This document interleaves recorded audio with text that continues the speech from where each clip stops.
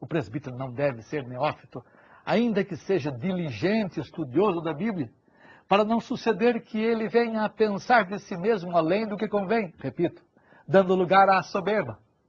O jovem pode ter muitas qualificações mencionadas por Paulo em 1 Timóteo 3, inclusive tendo uma vida irrepreensível e até possuindo uma bela família. Mas ele é mais facilmente enredado pelo orgulho do que os experimentados, especialmente se ele for colocado numa posição de destaque na igreja local. A questão principal do presbiterato não é necessariamente a idade de uma pessoa, mas o tempo que ela tem de fé e sua maturidade espiritual em relação à congregação com a qual ele vai trabalhar. Paulo quer evitar a condenação deles. É desgraçada a situação do homem que é vítima de sua soberba. Ele acaba sendo condenado como foi o diabo. E Deus resiste aos soberbos, mas aos humildes concede a sua graça, diz lá Tiago 4:6. O autor da condenação, alguns pensam que seja Satanás, ele seja o condenador dos presbíteros soberbos, mas isso é uma impossibilidade, porque somente Deus é juiz. A Escritura descreve Deus como aquele que dá a paga aos homens soberbos. E essa frase de Paulo a Timóteo deve ser entendida como o julgamento que Deus pronunciou contra o diabo. Um presbítero soberbo será condenado por Deus da mesma forma. Veja a natureza da condenação. Satanás foi demovido de sua posição nas hostes espirituais santas. Ele perdeu suas funções que tinha antes de sua soberba. E Deus fará a mesma coisa com qualquer homem que ande em soberba. O pecado do diabo foi o orgulho. Por isso Deus o lançou para fora do céu. E o livro de Gênesis mostra como Satanás queria ser igual a Deus, instigando os homens a serem também assim. Ele sempre quis usurpar a autoridade de Deus. Satanás foi humilhado ao invés de ser exaltado. Para evitar expor o homem a essa espécie de condenação, foi que Paulo escreveu a Timóteo para que um jovem não fosse colocado rapidamente numa posição de liderança. A soberba de um líder não o fará perder a salvação, obviamente, porque isso é impossível, mas ele perderá a sua posição estimada. Veja um exemplo de condenação, está em Diótrefes. Ele gostava de exercer a primazia entre os crentes da sua congregação. Isso está lá em 3 João 9. E por isso ele foi condenado. E esta é a razão pela qual precisamos ter grande preocupação ao colocar jovens na liderança espiritual. Jovens na fé. Jesus Cristo fala de que a salvaguarda do orgulho espiritual é a humildade. Está lá em Mateus 20:27. Este é o sinal de um líder maduro. E isto é o que o Senhor quer para a sua igreja. Na verdade, o padrão de maturidade deve estar inteiramente ligado à sua irrepreensibilidade na humildade. Portanto, todo presbítero deve se proteger do orgulho espiritual, para que não seja condenado. Veja agora um ponto que é mais delicado, que é mais complicado para tratar, porque mexe com muita gente que está vinculado às nossas igrejas. É a irrepreensibilidade de um presbítero na sua vida de família. Isso aqui é extremamente delicado. Isso aqui é extremamente sério, porque muitas pessoas não têm prestado atenção a este quesito do presbiterato. O presbítero tem que ser irrepreensível na sua vida de família, vivendo santamente em família. Ele deve viver santamente na sua casa em relação à sua mulher, em relação a seus filhos.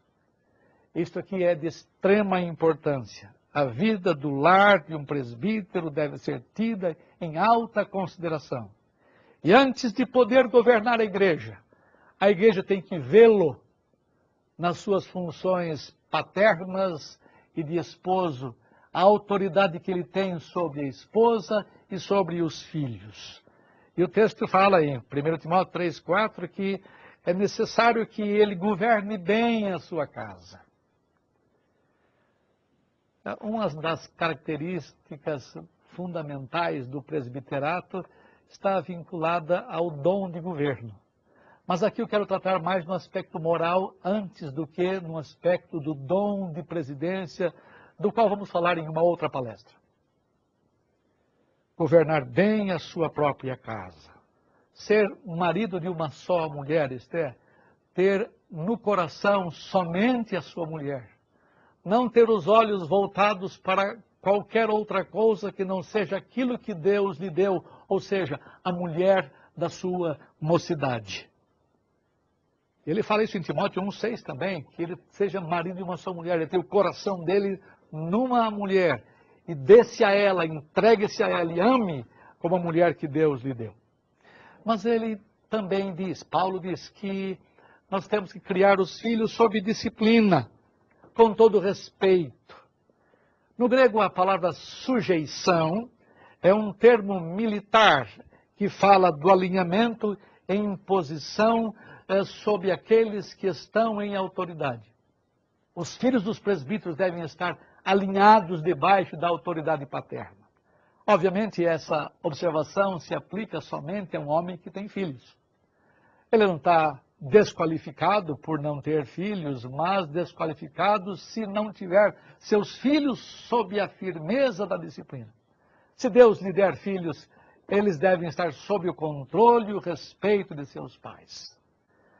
Paulo fala também em Tito que os filhos dos presbíteros devem ser crentes. Isso aqui é tão complicado. Nós temos pessoas na igreja, presbíteros aos montes na igreja, que perderam a autoridade e o governo sobre a sua casa. E eles não têm filhos sob sujeição, e os seus filhos não são crentes. Tito fala que tenha filhos crentes. Ele acrescenta isso à ideia de governar bem a própria casa em Timóteo. Paulo acrescenta em Tito que esse item é muito importante. O presbítero deve ter filhos crentes. A palavra grega para crentes é pistos, e se refere ao contexto de crença no Evangelho. Os filhos de um presbítero devem crer na mensagem que o pai lhes prega e ensina. Se eles são incrédulos, eles roubam de seu pai a credibilidade dele. Antes de um homem ser eleito presbítero, ele deve primeiramente demonstrar sua capacidade de governar direito a sua própria casa. Os seus filhos devem estar respeitosamente crendo e amando a palavra de Deus, comprometendo-se com Jesus Cristo. O mesmo padrão é exigido dos diáconos, que são os outros oficiais da igreja. Está lá em 1 Timóteo 3,12. A Escritura vai mais longe ainda. É Tito que refere-se a isto com respeito à família. Os presbíteros devem ter filhos que não sejam insubordinados, que não sejam acusados de insubordinação. Este item também é acrescentado a Tito, aos de Timóteo. Ainda tem mais, filhos respeitosos, Timóteo 3,4. Está lá no verso 5 e mostra a razão pela qual eles têm que ser pessoas respeitosas. Veja que o texto fala de maneira muito clara sobre este respeito.